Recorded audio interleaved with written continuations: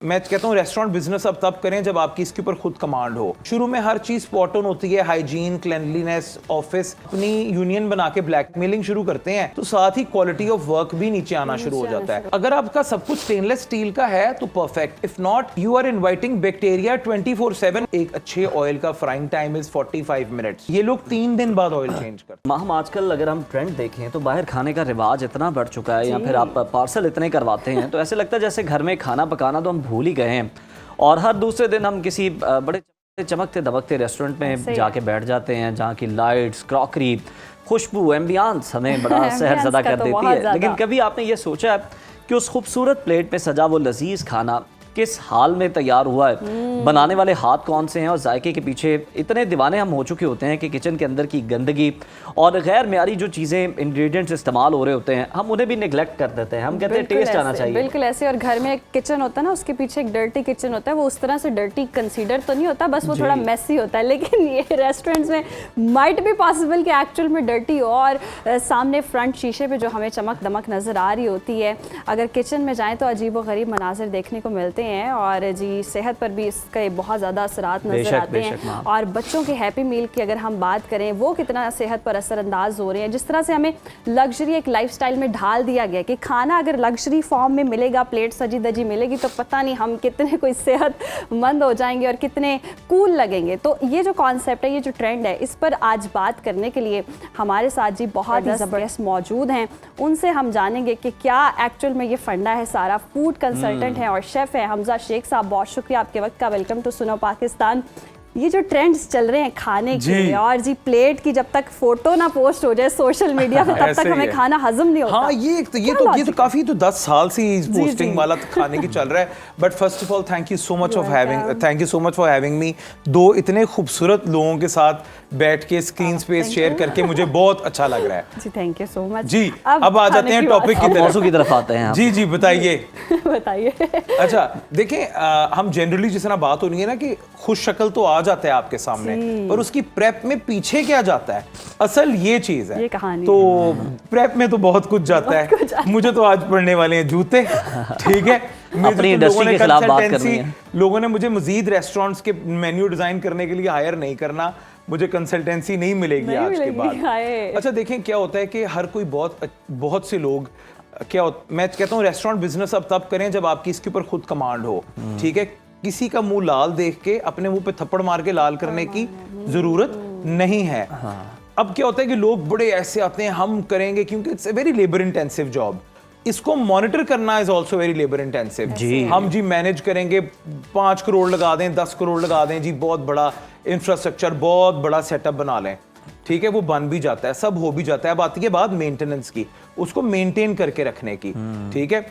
Initially एक बहुत अच्छी टीम आती है, हायर होती है, कहते हैं सर जी तुसी बेफिक्र हो जाओ, ठीक है। जैसे ही वो देखते हैं रेस्टोरेंट ने अच्छा बिजनेस करना शुरू किया है, उसी टाइम उनके जो मामलात हैं, उनकी बातचीत, वो एक यूनियन बन जाती है, ठीक है, और ओनर को तंग करना शुरू कर देते हैं। अब ओनर को फूड इंडस्ट्री से उसका कोई लेना देनी है नहीं, वो इन्वेस्टर है। अगर ठीक है, उस बेचारे को समझ नहीं आती करना क्या है। एग्जैक्टली। शुरू में हर चीज स्पॉट ऑन होती है, हाइजीन, क्लेanलीनेस, ऑफिस, एवरीथिंग। उसके बाद क्या होता है कि जब वो अपनी यूनियन बना के ब्लैकमेलिंग शुरू करते हैं तो साथ ही क्वालिटी ऑफ वर्क भी नीचे आना शुरू हो जाता है। आप देखते होंगे कि इतने बड़े बड़े रेस्टोरेंट्स खुलते हैं, like huge well invested beautiful places, and gradually they die down, क्योंकि वो शेफ या मैनेजमेंट की बेस पे चल रहे होते हैं। जब मैनेजमेंट और शेफ चेंज होता है तो वो सब कुछ खत्म हो जाता है। फिर जो नए लोग आते हैं वो ऐसा हाल करते हैं जगह का, वो ऐसी सफाई सुथराई में इतना काम खराब करते हैं।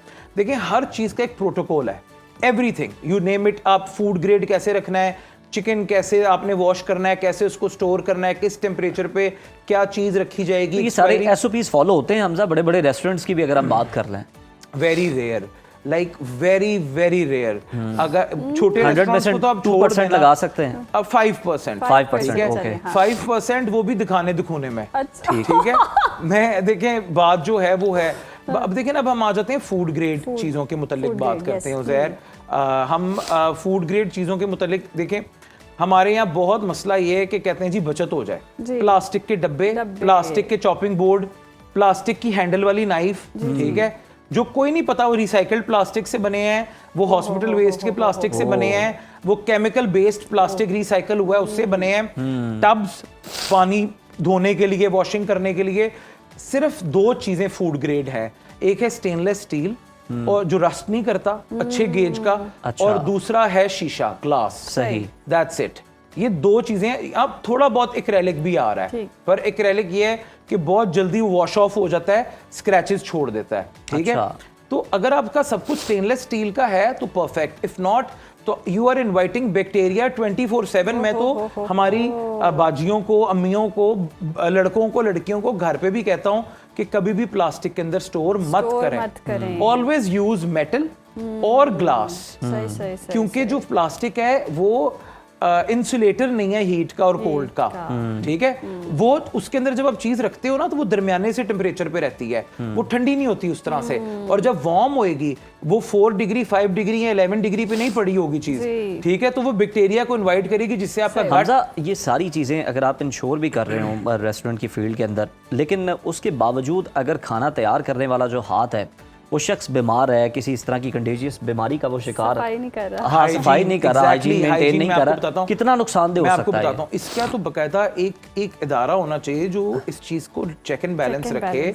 जो स्टाफ किसी भी रेस्टोरेंट में काम कर रहा है उसका पहले मेडिकल होना चाहिए प्रॉपरली, जिस तरह इंटरनेशनली होता है कि वो किसी कंटेजियस हेपेटाइटिस, HIV या कोई भी ऐसा डिजीज जो बहुत ट्रांसफरेबल है, ठीक है। बहुत सी ऐसी चीजें, स्किन पे इतने लोगों को फंगल इश्यूज होते हैं, बॉडी पे होते हैं, डैंड्रफ होती है, वहीं खारिश खुरिश करके अपने आप को मल मुल के वहीं पे सब बना के हम अब देखें ना, वो चीज बैक्टीरिया खाने के ऊपर खाली रॉ हाथों के साथ लगा हुआ आ गया, तो आप सोचें फिर आप क्या क्या खा रहे हो। यानी ये तो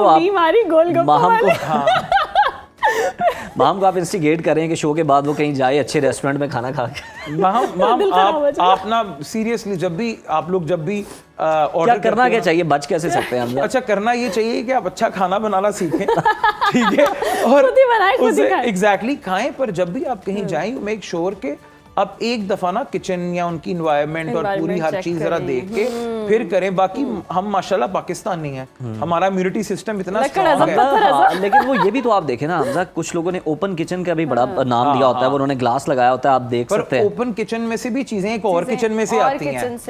ओके, उससे भी पीछे एक किचन है। जब अगर शेफ को गुस्सा है ना तो वो ऐसा ऐसा गंद मारेगा कि तौबा अस्तगफिरुल्लाह। जल्दी जल्दी सर्व करने के चक्कर में प्रेशर भी है। चिकन को देखें, चिकन को जब आप रखते हो ना 3 आवर्स काउंटर टॉप पे, तो वो फिर उसमें बैक्टीरिया डेवलप हो जाता है, उसको फिर वॉश करना होता है रॉ चिकन को, ठीक है। Raw chicken is a lot of bacteria, Salmonella, बहुत सी यीस्ट इन्फेक्शंस, बहुत कुछ। तो वो आपने उसको फिर से प्रोसेस करने के लिए फिर उसको वॉश करना है, पैड ड्राई करना है।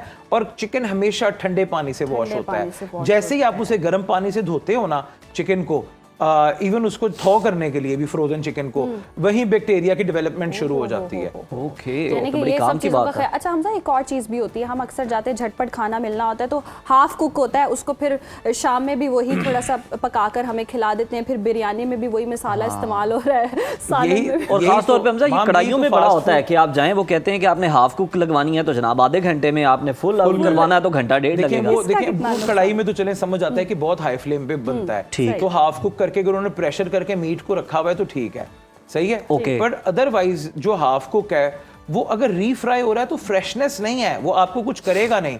पर देखिए हमारे यहाँ ये है कि खाना इतनी हाई हीट पे पकता है कि जो भी शेफ्स और कुक्स ने गंद मारा होता है जनरली, ठीक है। अच्छा, कुक्स में ज्यादा कहूंगा होते हैं, शेफ्स कम होते हैं। शेफ वो होता है जिसके पास डिग्री हो, कुक वो होता है जो ट्रेंड होता है। अच्छा, ठीक है। अब जो कुक्स ने गंद मारा होता है, पर वो जब हाई हीट पे पकता है तो वो बहुत हद तक उसमें बैक्टीरिया किल हो जाता है। ओके। पर उसके बाद प्रॉब्लम आ जाती है, पक तो गया, बैक्टीरिया हमने किल कर दिया, उसके बाद जिसमें वो डब्बे में पैक होके जाना है वो फूड ग्रेड प्लास्टिक का नहीं होता, वो फूड ग्रेड गत्ते का नहीं होता, डब्बा जिस तरह हमारा नॉर्मल जो कार्डबोर्ड का डब्बा लेते हैं, ये जो अंदर से ग्रे कलर का होता है, ये रिसाइकल्ड पेपर होता है। अब वो पेपर कहाँ से आया, पेपर में पहले क्या पैक था क्या नहीं था, ये किसी को नहीं पता। और ये जो फास्ट फूड चेन्स में हम देख रहे होते हैं कि एक ही ऑयल है, उसको कई दिन भी चला लेते हैं और फिर वो स्मेल भी आ रही होती है, आपको पता चल रहा होता है। मैं बताऊं, ये सुना कैंसर भी कॉज करता है। कैंसरस है बिल्कुल जी। नेगेटिव सेल्स जो भी आप अपनी बॉडी में डालोगे दैट कैन बी कैंसरस। एक अच्छे ऑयल का frying time is 45 minutes, that is it. 45 ये लोग 3 दिन बाद ऑयल चेंज करते हैं। इवन वो जो हमारी एक बाबा जी वाली फ्रेंचाइज है ना जो बहुत पॉपुलर है, जी, जो मेरे जी। बच्चे को भी बहुत बच्चों को पसंद है, मुझे भी पसंद है, despite of knowing what is सब कुछ हैपनिंग, जानते हुए जितना गलीज उतना लजीज वाला। आफ्टर 3 डेज तो जो भी 45 डिग्रीज के बाद टॉक्सिन्स डेवलप हो जाते हैं। फ्राइंग ऑयल जो मर्जी आप ले लो, जितने मर्जी आप हाई ग्रेड ऑयल्स ले लो, 45 मिनट्स के बाद वो नेगेटिव हो जाता है। नेगेटिव जब होएगा, नेगेटिव चीज खाओगे तो नेगेटिव सेल्स डेवलप होंगे, नेगेटिव सेल्स फिर कैंसर। तो वहाँ आप बता दें कि वो तीसरा दिन जब वो 3 दिन बाद चेंज करते हैं, वो दिन कौन सा बनता है, हम उस दिन जाके अच्छा वहाँ मैं आपको बताऊं, तीसरे दिन बाद करने के बाद भी वो बिकता है, और उसमें फिर छोटे रेस्टोरेंट्स अपना खाना सालन मजीद फ्राइंग करते हैं 5, 6, 8 दिन। बस आप घर आपने का मेरा खाना ही दिल है। उठा दिया, अब घर का खाना ही है। 2 हफ्ते तो मैं कहीं नहीं जाने वाली हूँ। अभी आप 2 हफ्ते बाद भूल जाएंगी। 2 हफ्ते बाद भूल जाऊंगी, लेकिन ये सारी चीजें मैं अगर प्रोसेस करी तो बड़ा मुश्किल है। बहुत शुक्रिया हमजा, Thank you so आपका much. So बहुत- much for having me.